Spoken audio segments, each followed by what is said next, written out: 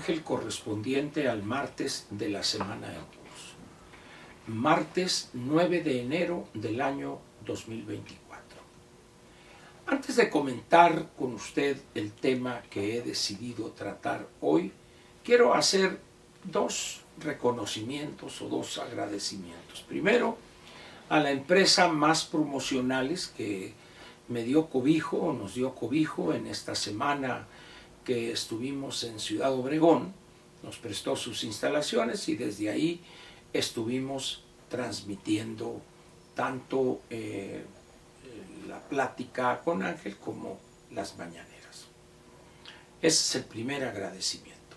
Segundo, esta vez pienso que ha sido la visita que he hecho a Ciudad Obregón la más productiva en términos de conocer la realidad de Sonora, escuchando a diferentes actores, políticos y económicos. Además, me sorprendió gratamente ser identificado por un gran número de obregonenses, lugar a donde íbamos a cenar o a comer o a desayunar, que unos tacos, que unos hot dogs, que el sushi, etcétera, etcétera. Entonces, a todos ellos les reitero mi agradecimiento, sobre todo porque no imaginé una situación como esa. En las ocasiones anteriores que he visitado, si bien no es mi ciudad natal, yo nací en un ejido, en San José de Bacum, pero ahí me crié. Quiero esa ciudad, Ciudad Obregón, me gusta, me siento bien con los amigos, con la familia, pero sí fui gratamente sorprendido. A todos ellos, muchísimas gracias por sus palabras de aliento y sus estímulos para seguir en esta brega de Platica con Ángel y las mañaneras. Muy bien, vayamos al tema.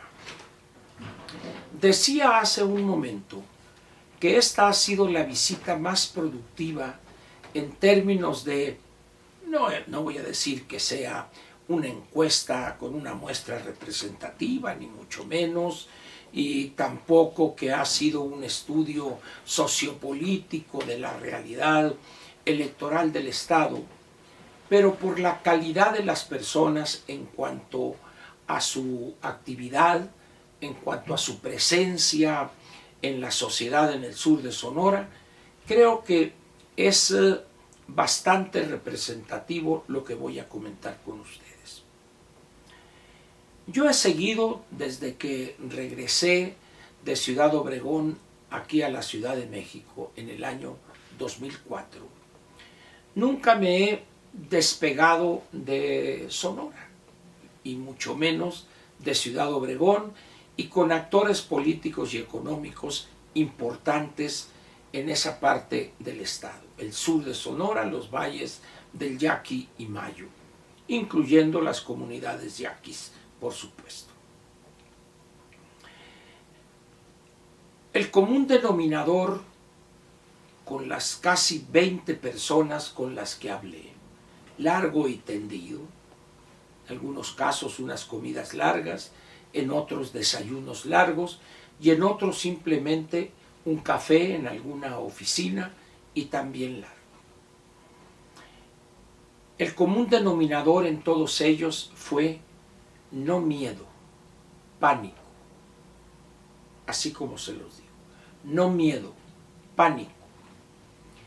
Hace 3 años, no se diga hace 6, a estas alturas del partido, ya se hablaba de quiénes son candidatos para esto, para que la Diputación Federal, para el Senado, presidencias municipales, diputados locales. Es decir, había una efervescencia política hace 6 años, tremenda, tremenda.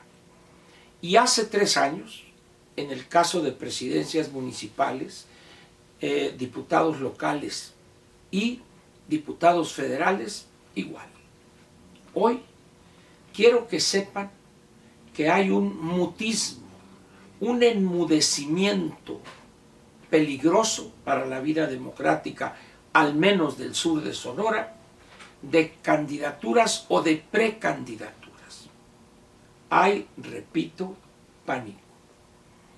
Platicando con algunas personas que forman parte de organizaciones empresariales en el orden nacional, representando ellos a algunas organizaciones que forman parte de esa red de organizaciones o de filiales en los estados de esas organizaciones nacionales, y ratificaron esa idea que tuve a los 2 o 3 primeros días.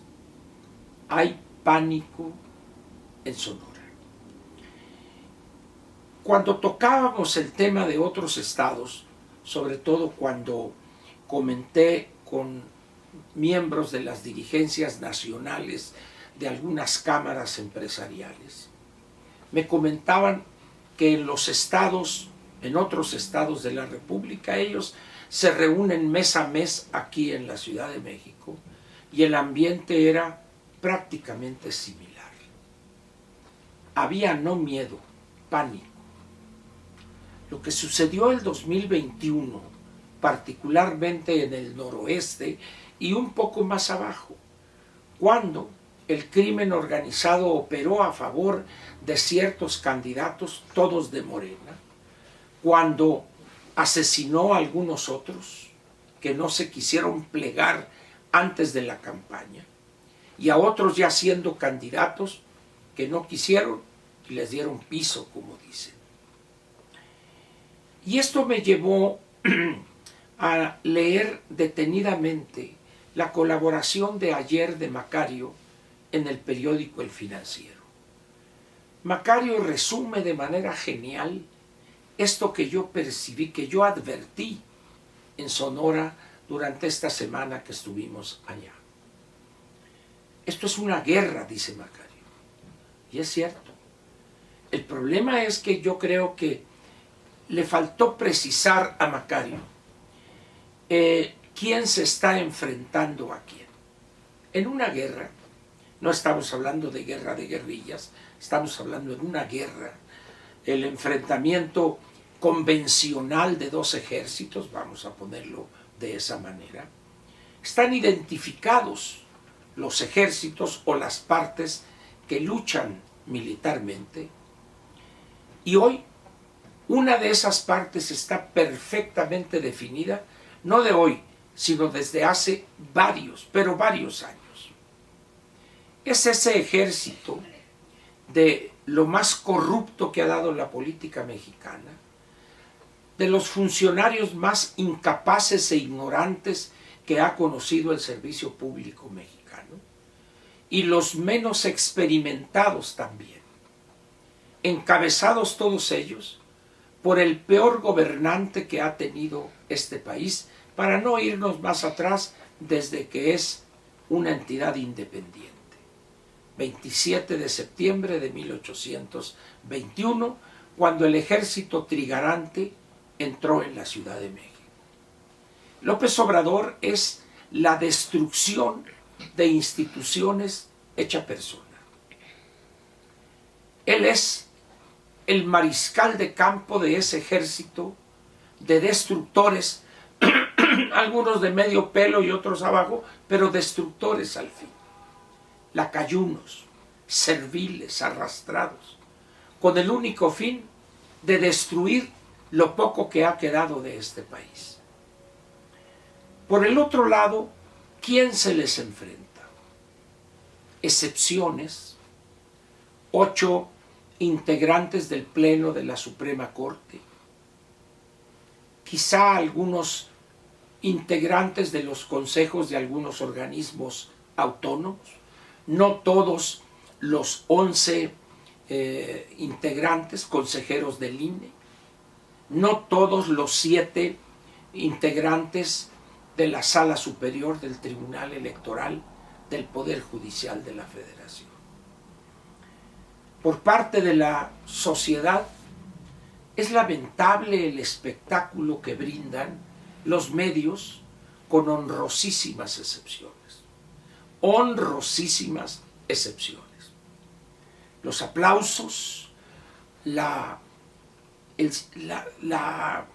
cómo inclinan la cerviz ante el poderoso, cómo andan de lambiscones y de mendigos, no digo de mendigos, eso ya es otra cosa, de mendigos del favor presidencial que no los molesten. Y por allá pseudos empresarios pidiendo contratos, arrastrándose ante el poderoso y perdiendo quizá la minúscula porción de dignidad personal y profesional y empresarial que les quedaba. Y los que los rodean.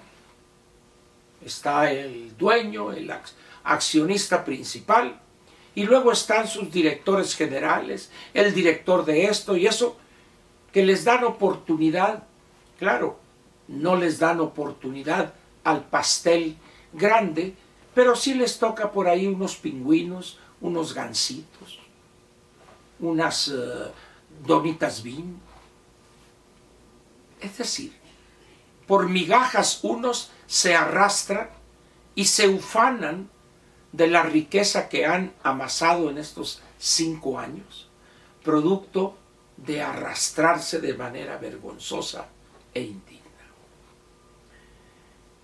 Esos grupos empresariales, pocos, pero los hay, uno habría esperado que estuvieran en la primera línea de defensa de la democracia, la libertad, y resulta que también tienen pánico. Por eso los otros, el director de acá, el integrante del Consejo Mexicano de Negocios o no sé qué cosa, y arrastrados ahí y tragándose esa porquería de platillo que son algo que llaman tamales de chipilín. Y a querer no, ni gestos tienen que hacerle. ¿Qué vergüenza de país hemos construido? ¿Y por qué ni los ciudadanos, ni los empresarios, ni los académicos, ni los grandes intelectuales, con las honrosas excepciones, dicen ya basta, hasta aquí, y con su ejemplo convocan a millones de ciudadanos, los cuales, si un gran empresario tiene pánico y se inclina y se arrastra y por ahí va culiempinado, diría Germán Martínez, ahí van buscando el favor, el contrato, los miles de millones de pesos. ¿Cómo podemos exigirle al ciudadano de a pie que se pare frente a esa máquina de destrucción? Seríamos injustos al hacerlo. Pero la realidad es que hoy, al menos yo lo viví en el sur de Sonora, hoy los ciudadanos están recluidos, tienen pánico. Y casi puedo asegurarle que en buena parte del resto de las entidades del país están exactamente igual. Y esa es una guerra, sin duda alguna. Pero le faltó a Macario quizá decir, es una guerra desigual. Es una guerra donde solamente hay un poderoso con toda la fuerza del Estado que quiere aplastar y destruir no solo instituciones, también a los ciudadanos. Ya verá usted cómo viene este año 2024. Ya estoy de regreso a la pesadilla, como me dijo mi tocayo ayer Ángel Verdugo Beltrán. Efectivamente será una negra pesadilla de aquí a mediados de junio de este año. Muchas gracias y nos vemos mañana miércoles.